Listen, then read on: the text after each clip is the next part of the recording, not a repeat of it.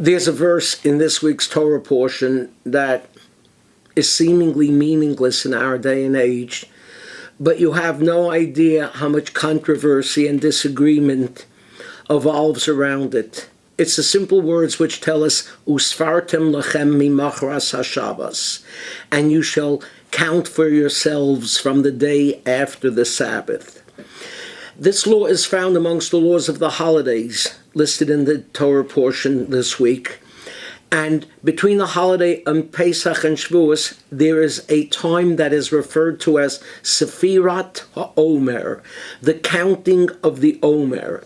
In ancient times, the Omer was a measurement, a weight. In ancient times, the Jews were an agricultural people, and at the time of Pesach, they started looking forward to the harvest of the barley and of the wheat, culminating at the time of Shavuos. In ancient times, Pesach and Shavuos had important agricultural aspects to them. Today, the counting that takes place between these two holidays takes on more of a meaning of connecting the freedom of Pesach with the acceptance of the responsibility of the Torah on Shavuos. Be that as it may, we are told to count, and so Jews to this very day, every night, count one day towards the conclusion of the Omer. It was when you started the count that formed the major controversy in ancient times between the Pharisees and the Sadducees. Do you start from the day after the Sabbath of Pesach or the day after the start of the holiday of Pesach? Today there's a different disagreement when it comes to the counting of the Omer. Originally, the period of the Omer was a joyous time in the year, looking forward to, as it did, the harvest time. But it took on an aspect of mourning during the time of Rabbi Akiva, because we are told that 24,000 of his students died during this period of time. And because of that, this has become a period of mourning. For 33 days, we mourn, culminating with Lag BaOmer, which comes in the coming week, the 33rd day of the Omer, when the plague that killed the 24,000 students ended. There's a difference of opinion. How do we count the 33 days of mourning? Ashkenazim count it one way, Sephardim count it another way. There's also a difference of opinion of why did these students die? All we are told is mipnei shelo nahagu kavod zeh lazeh, because they didn't show respect one to another.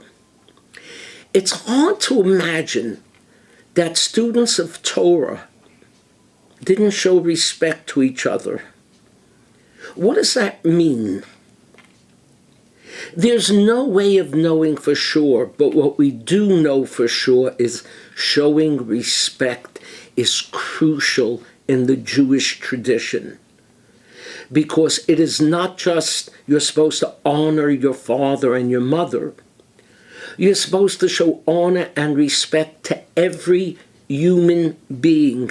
This is called kavod habriot, what we today would translate as being human dignity.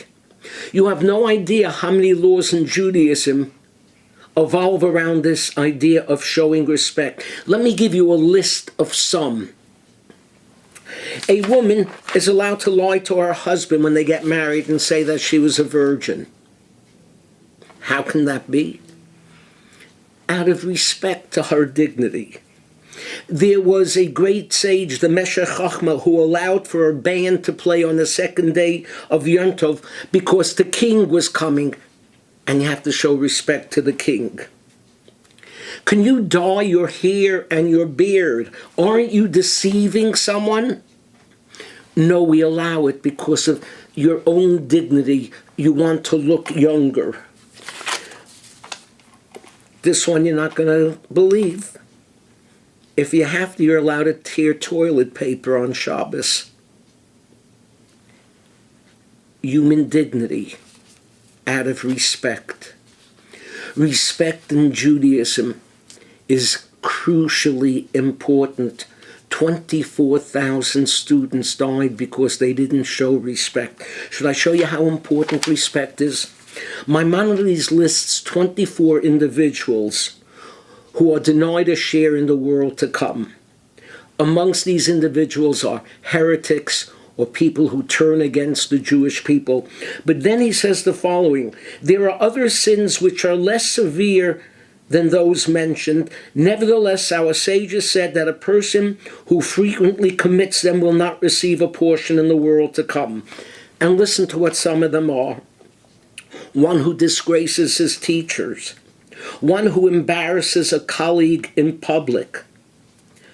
One who invents a disparaging nickname for a colleague. One who calls a colleague by a disparaging nickname.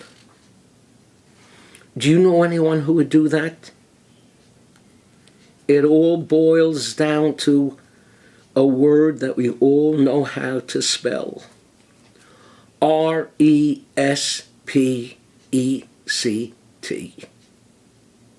Have a good Shabbos.